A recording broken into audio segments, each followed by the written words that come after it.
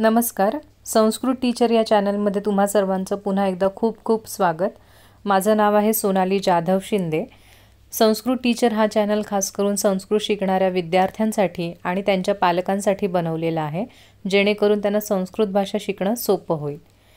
आता सध्या आपण NCERTचं 7वीचं पुस्तक अभ्यासतोय आणि त्याच्यातला तिसरा धडा मित्राय नमः तो आज आपण पाहणार आहोत. आता नाव समजून घेऊया आधी. तृतीय पाठः म्हणजे तिसरा पाठ आहे, तिसरा धडा आहे. धड्याचं नाव आहे मित्राय नमः.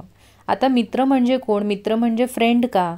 फ्रेंडला नमस्कार करतोय का आपण? तर अजिबात नाही. इथे मित्र हे सूर्याचं समानार्थी नाव आहे.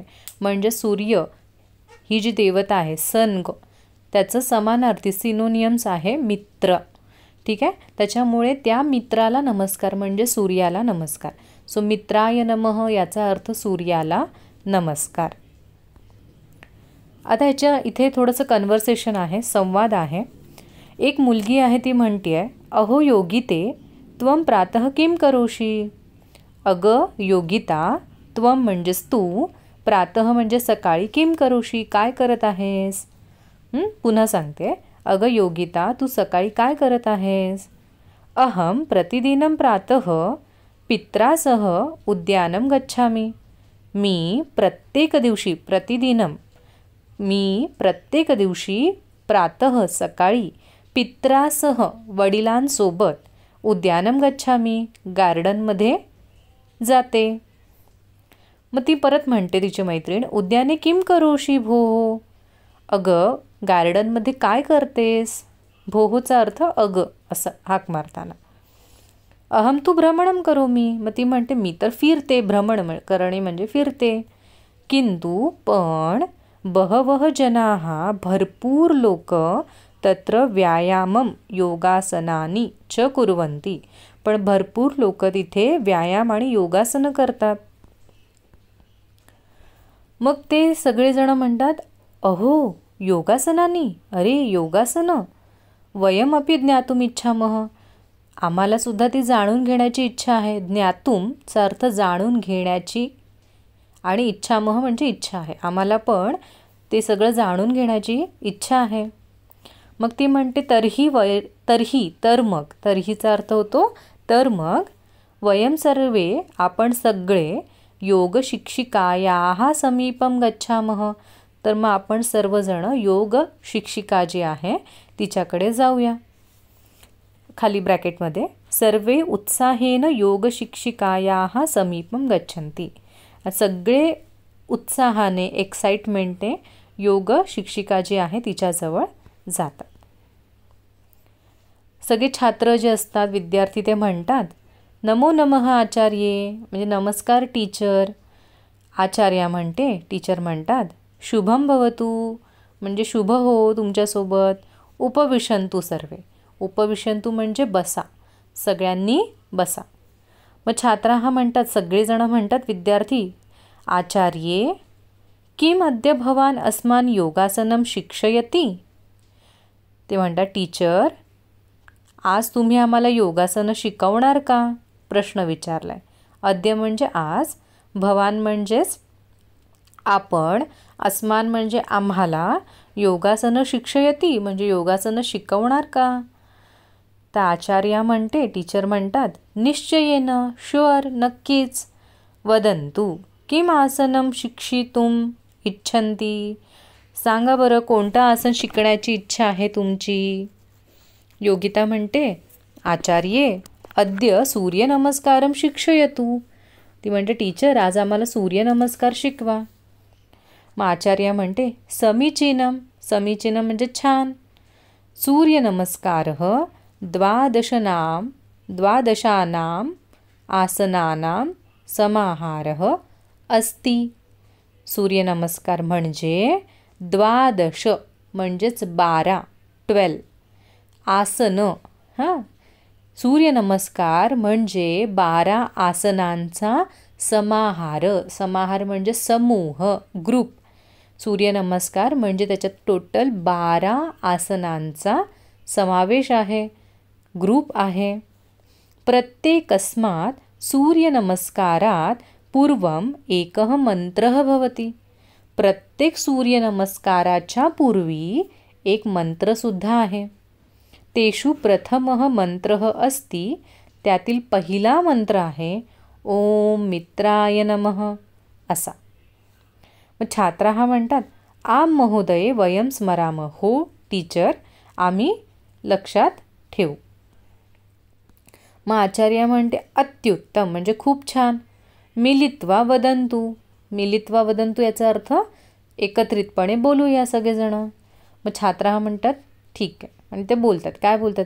ओम मित्राय नमः, ओम रवये नमः, ओम सूर्याय नमः, ओम भानवे नमः, ओम खगाय नमः, ओम पूष्णे नमः, ओम हिरण्यगर्भाय नमः, ओम मरीचये नमः, ओम आदित्याय नमः, ओम सवित्रे नमः, ओम अर्काय नमः, ओम भास्कराय नमः. आणि सर्वांते म्हणजे सगळं झाल्याच्या नंतर ओम सवितृसूर्यनारायणाय नमः. आचार्य म्हणते सगळं ऐकल्यावर मुलांचं अत्युत्तम खूप छान.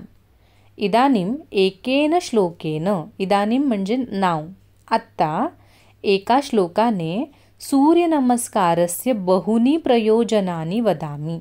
आता मी एक श्लोक सांगेन, त्या श्लोकाने सूर्यनमस्काराने होणारे अनेक फायदे ते मी तुम्हाला सांगणार आहे. भवन्तः शृण्वन्तु अनुवदन्तु च. तुम्ही सगळ्यांनी ऐका. शृण्वन्तु मीन्स ऐका. अनुवदन्तु. अनुवदन्तु म्हणजे आणि माझ्या मागोमाग बोला. आदित्यस्य नमस्कारान् ये कुर्वन्ति दिने दिने आयुः प्रज्ञाबलं वीर्यं तेजस्तेषां च जायते. असा हा श्लोक आहे. याचा अर्थ काय? आदित्यस्य नमस्कारान ये कुर्वन्ति. येचा अर्थ होतो जे. जे आदित्यला नमस्कार करतात. आदित्य ते व्यक्तीचं नाव नाही. आदित्य म्हणजे सूर्याचं समानार्थी आहे, सिनोनियम्स आहे.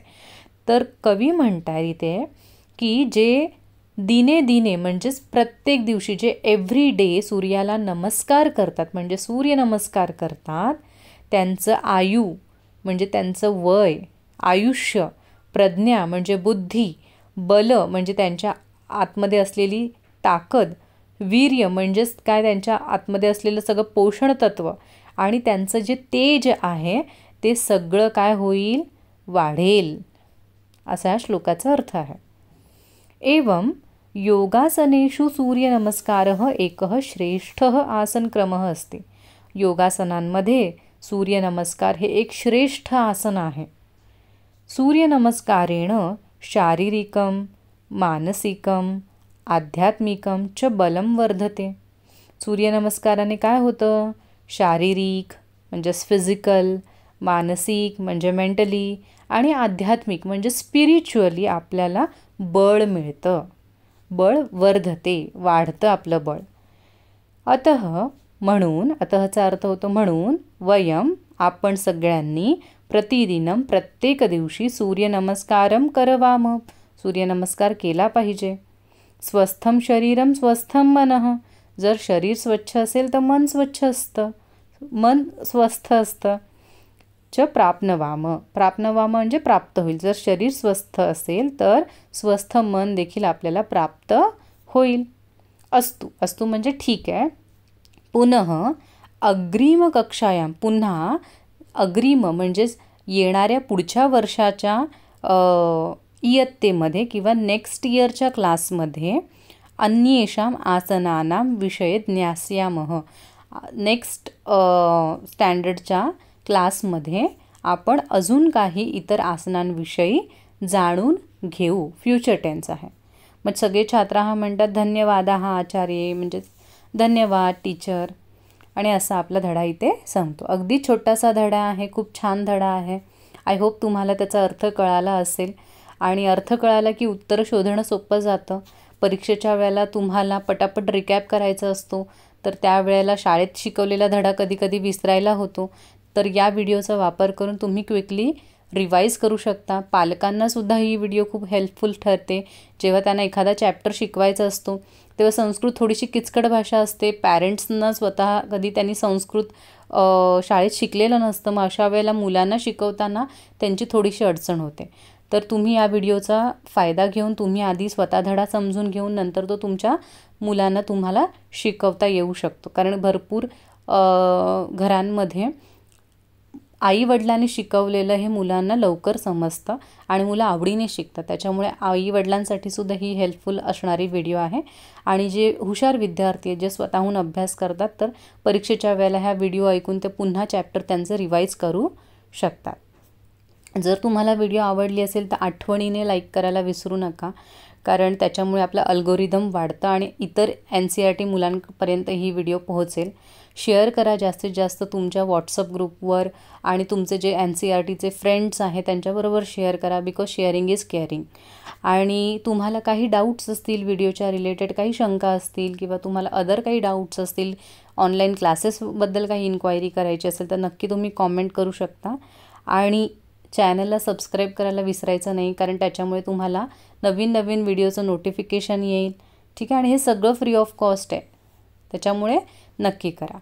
आणि त्या व्यतिरिक्त अजून तुम्हाला डिटेलमध्ये काही बोलायचं असेल तर तुम्ही मला मेल करू शकता. माझा मेल ID आहे rajaramsonali1994@gmail.com. Thank you so much. भेटूया नवीन व्हिडिओसोबत. तोपर्यंत धन्यवाद.